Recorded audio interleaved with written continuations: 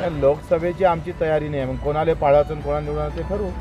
भाऊ, खासदार नवनीत राणाच्या या भाजपमध्ये जाणारी चर्चा आहे.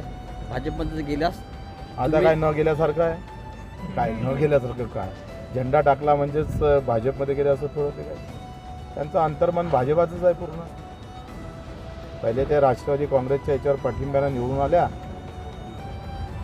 तेव्हा निळा हिरवा भगवा असं घेऊन लढत जाता त्या हिंदू शरणी झालेल्या. कोर्ट जर थांबतं इथं या देशातलं तर काय राहिलं काय लोकशाहीमध्ये जिवंत काय. रिझल्ट बी आना चाहिए ना, रिझल्ट येऊ असं करू. तर पुढचा खासदार हा कमळावरचाच असेल असं भाजपचं म्हणणं आहे. नेमकं काय म्हणाले यावेळी? भाजपला लहान पक्ष, आता युवा स्वाभिमानातल्या त्या खासदार आहे, तर त्यांना आता लहान पक्ष संपवायचा आहे. युवा स्वाभिमान एवढा मोठा चांगला पक्ष ते आता संपवणार आहे. ते भाजपमध्ये त्यांना घेऊन तो युवा स्वाभिमान आता त्यांचा स्वाभिमान